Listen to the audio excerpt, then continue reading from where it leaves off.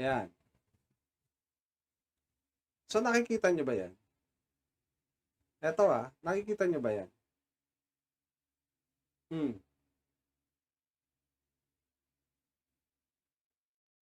Puntahan lang natin Pupuntahan ko lang.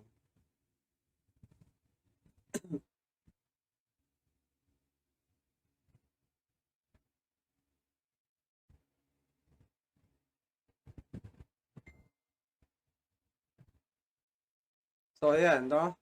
Sabi dito, sa restricted, no, sensitive DPWH documents. Limitado ito, kadalasan official lang o may written authority ang pwedeng kumuha.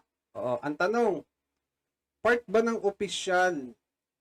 Although sabihin na natin, congressman si Leandro Libiste, di ba? Pero part ba siya ng right authority para kumuha ng mga dokumento? Or sabihin na natin, may written authority ba siya galing sa secretary ng DPWH, especially kay Catalina Cabral, no? Na kuhain yung mga dokumento doon sa DPWH, 'di ba?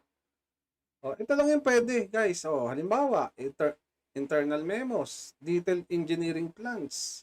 Ito yung mga sensitive na 'di ba? Right of way negotiations, personal documents with trade secrets or ongoing investigations. So hindi mo basta-basta pwedeng kuhain yung mga dokumento na to. Kasama na yung iniimbestiga kasi iniimbestigahan pa nga yung DPWH na yan. 'Di ba? Kadalasang pwedeng kumuha. Sino-sino daw ang kadalasang pwedeng kumuha ng mga dokumento na to?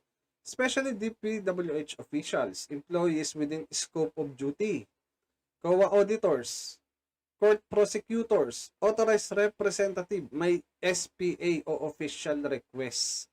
So yun lang yung mga pwedeng kumuha. So bakit nakuha ni Kung totoo man kung totoo man at hindi yan gawa-gawa, no? Ayon nga kay Leandro Libiste, 'di ba? So kung totoo man 'yan, ano yung karapatan ni Libiste para makuha yung mga yan?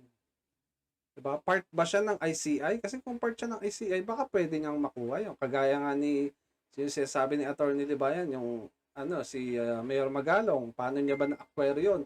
Di ba nga naging part nga siya ng ICI? So talagang meron siyang on hand, no, doon sa mga dokumento na yan. Makikita rin at makikita yan ni Mayor Magalong. Pero si Libiste, ano yung part niya? Ano yung karapatan niya, no, para kuhain yan?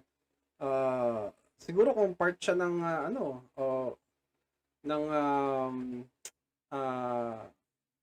proyekto or programa na may kinalaman dito sa DPWH, pwede siguro yon. Pero kung congressman ka lang tapos wala ka namang kinalaman doon, tapos kukuhain mo, I don't think, di ba?